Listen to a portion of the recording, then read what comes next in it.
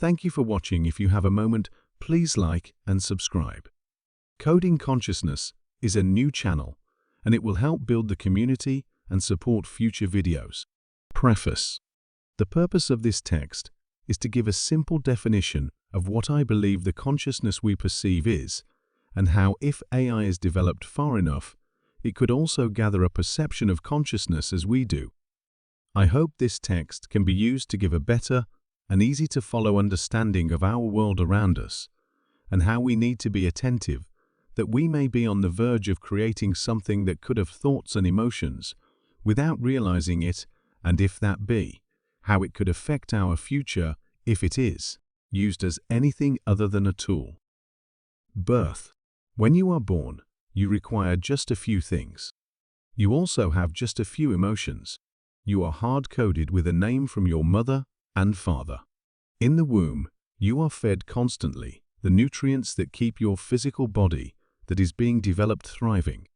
Upon your arrival day into this confusing world, you were brought into, as best of our knowledge against your will, you are stricken with a bright light. This light is different than anything you have seen during your 9 months prior. You immediately start crying, flailing your arms around, kicking and screaming. Then you are gently set onto the chest of your mother, who will feed you as she did in the womb, building a bond and connection that will last a lifetime. Close by is your father, who will direct you next to your mother and teach you all the valuable lessons he has learned himself, so that you will waste no time at becoming the best version of yourself. Take note in the paragraph above all the hard-coded information you receive at birth from nature or the Creator, and what information is now being hard-coded by your surroundings.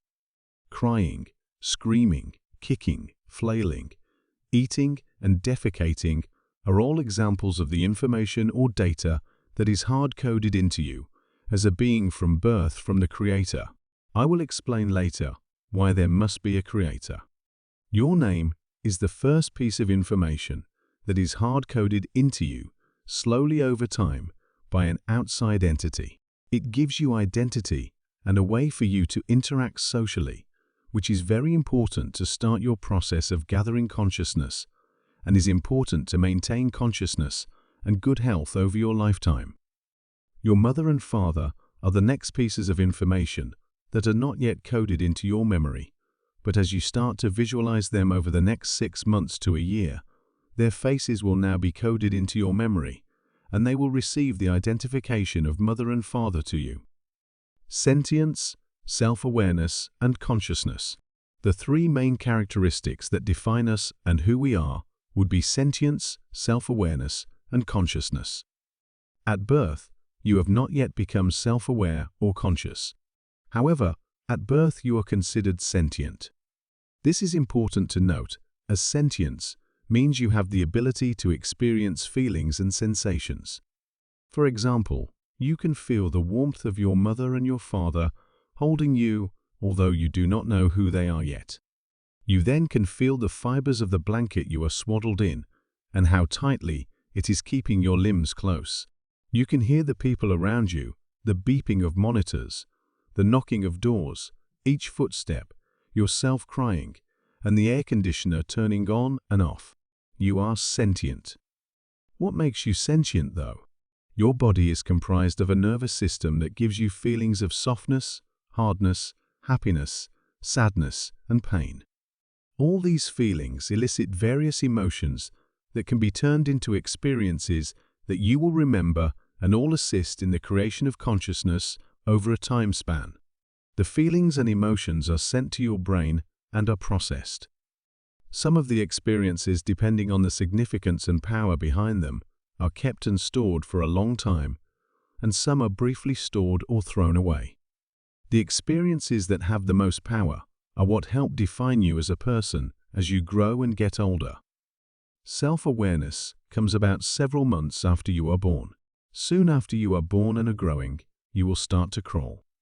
One day, while you are crawling across the carpet in your mother's bedroom, you happen to stumble across a mirror. You see yourself. You move your hand left and right and see the translations happening instantaneously. You come to the mirror more and more and start to become more self-aware. You see your eyes, nose, ears, and mouth. You do not know what these are yet, or that they have the names they do, but you can visualize the shapes that define you the same way as you have visualized the geometry and colors of all the objects in the three-dimensional world around you. Eventually, you start to walk, and not long after, depending on how often the people around you conversate with you and others, you begin to form words. You might not know what the words mean yet, but you are creating empty variables. Each day passes by, and you start to define these variables. It can be as simple as the word hi. You started off hearing your father say hi, or maybe an uncle who doesn't like kids go hi. Either way, you hear the word repeatedly, so as one does you try and repeat the word yourself when you see anybody. You might say it loud one time and get a laugh, or you might say it softly and get a different reaction, but you are storing all these experiences for later use unknowingly. You notice sometimes that when people are saying the word hi, as they first meet you, that they are waving their hand back and forth. So what do? You try it out. Now you notice people start waving back at you when you wave to them. You are making connections or generating if statements. Now let's take a look back at the example of how the word hi was developed in your brain. We created an empty variable, hi, then we associated that variable with an action waving. Since you noticed the word was said when someone first sees you, you realize that this is how a social interaction is started. Now you know, if you see someone for the first time or for the first time of the day, you say hi and you wave. Maybe throw in a smile to create variation. This has now been coded into your brain. This can be written simply by any programming language as well. This concept of learning and your brain coding information and keeping that information and throwing away the useless parts happens all day, every day, and it builds deeper and more complex experience after experience. Consciousness. It is defined by each person differently. To me, consciousness is knowing that something has happened to you physically or emotionally, then having the ability or the free will to have an emotional response to the situation. Consciousness is developed over time and becomes more sophisticated the more it is advanced. Consciousness relies on the developments of sentience and self-awareness. The more these other areas grow, the more your consciousness will grow. This means that your consciousness will grow not only when you have greater self-awareness, but also awareness of the people around you and how you perceive their self-awareness. Technically, consciousness begins very early, and it is simple and delicate. It can be persuaded in many different directions by external forces, but eventually it becomes complex and less persuaded. Consciousness depends very heavily on social interactions. With that, language, whether it is a visual language, i.e., hieroglyphics, or a text-based language like English, should be present to develop a higher level of consciousness. These social interactions help create experiences that make us logically make choices in our life. Niels Bohr said, "You are not thinking, you're just being logical." Everything you do in life requires you to make a choice, and this choice is derived from your past experiences. Thoughts. Consciousness alone is not enough to create life, though. All of these elements described work together to create life, but we are missing an important part of the puzzle, and that is thought.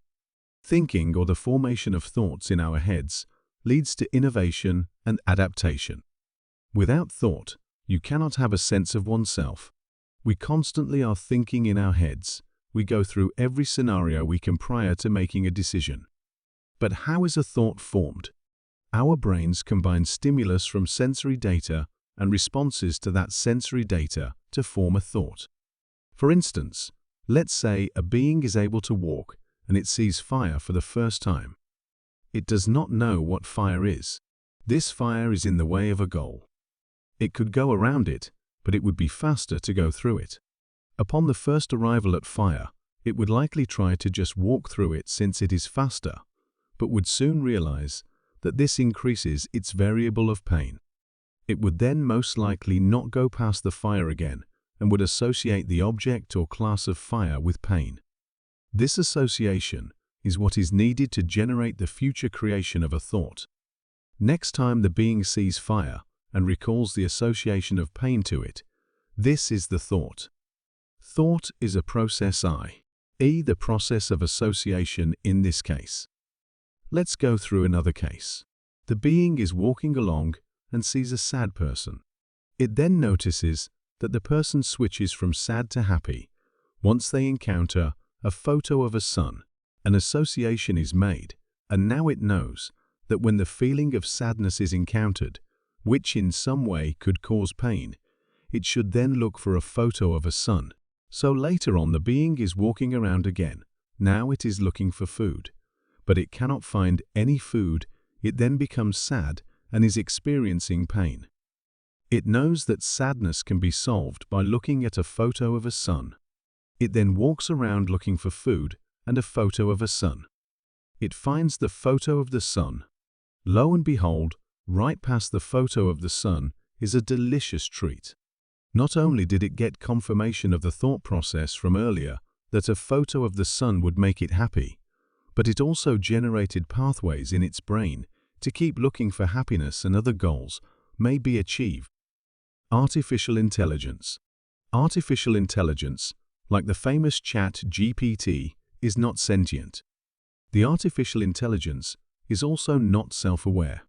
It is missing key characteristics to have these traits. Yes, it can communicate, but one of the most important traits it needs to become sentient and self-aware is an artificial body. You can't have the brain without the body.